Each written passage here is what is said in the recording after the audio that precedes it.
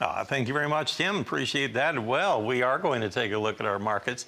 And remember, we had an overnight export sale announced by USDA this morning, not one, but we had two of them. And we had one for soybeans to China. Now, it was split up. We had 378,000 tons of soybeans sold to China. So of that total, the old crop portion of that would be 136,000 tons. So that could be for immediate delivery. And then the balance of it, 242,000 tons, would be for the new crop that's being planted right now for 2020 and 2021. That's the breakdown on the soybean sale. Then we had another sale of corn, and that one was to Mexico. That was 109,135 tons. That also was split up. And the old crop portion of that would be 45,220 tons. And the balance of it, which would be just under 64,000 tons, that would be for delivery during the new crop marketing year. So a couple sizable sales here overnight. But as has been the case for about the past year or so, it doesn't seem to really have much influence on the market. Let's look at the corn and see how the trade is doing right now. It's really been struggling. And we have the July corn a little bit higher. We have it up a penny and a half now at 317. That's about as exciting as it gets in the corn. It's really dull these days. We have December unchanged at 334, so not a whole lot going on there. With that soybean sale, soybeans were trading lower there for a while, but now they're up a penny and a quarter at 837 3/4. Now, moving on to our wheat market, we start in Chicago, and July is 3/4 lower at 518 3/4. Well, it's actually in the upper end of the trading range here. We're about 6.5 cents off our earlier low, so it does have that going for it. It's bouncing a little bit.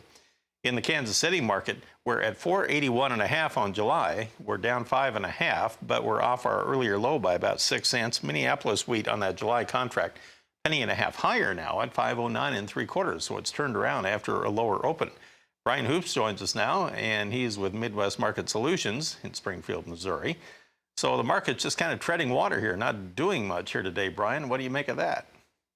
Well, yeah. Good morning, Marlon. We're seeing a little bounce here in corn and soybeans. I think that the overall feeling is we have a great start to our growing season. Maybe a little cool temperatures, but not much to complain about so far. Record fast planting pace for soybeans. The corn's going in the ground much faster than a year ago, and a lot of producers are finishing up, especially in the western corn belt. And they've got some rains here in the last couple of days, so a lot of real benefits to this crop going in the ground early. The one thing that we're seeing as a supporting feature, besides these export sales that you mentioned, crude oil trading over $3 higher today, that helps take some of the selling pressure away from the corn and soybean markets. In fact, since crude oil last made its contract lows on April the 21st, that was the same day corn made its contract lows. So the fact that crude oil can trade just a little bit higher eases some of that pressure against that corn market. All right, we'll analyze the cattle and hog market activity here on a Tuesday. When we come back, we're talking with Brian Hoops. We'll return after this.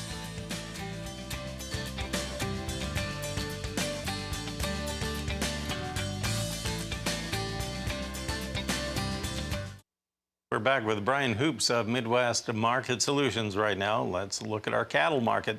On the cattle trade, a little bit of backing and filling, as they say today. We have the June live cattle down 90 cents at 87.17. And now you have August down 62 at 92.42. Let's check out our feeder cattle market. We had triple-digit losses earlier. We're coming off of those now. We have the August down 117 at 127.80, but everything else not quite $1 down. We have September down 72 cents at 129.07. In fact, the nearby May is only 27 lower right now. It's at 118.80, so that one has come back about $2.70 off its earlier low this morning. And on the lean hog trade right now, you have your May contract 37 lower at 67.35. June has come back to 32 lower at 65.17. And that's about $1.50 off of its earlier low this morning. So very choppy markets here. Brian, what's going on here with our livestock trade today? Well, yeah, cattle market here is struggling from the standpoint that we're probably losing a little bit of consumer demand. There is some grocery stores, some retail industry that are trying to open back up and be more full service, but they're having a hard time getting the cuts of meat that they want.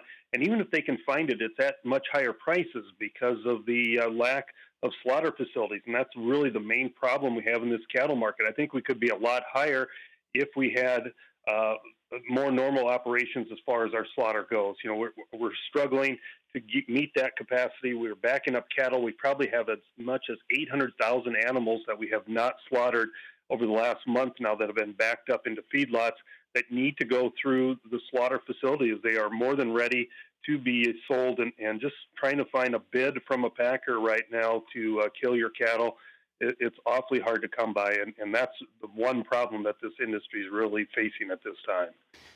Well, Brian, thank you so much for the help today as we looked at the markets. I appreciate that very much. Brian Hoops of Midwest Market Solutions. He is based in Springfield, Missouri.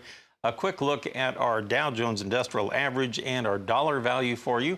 And on the Dow, we are currently 434 points higher now at 24,005. So how about that? Back over 24,000 once again. Didn't quite see that one coming today. On the U.S. dollar index today, well, it has been firming up, and we're up 283 points at 99.850. Christina?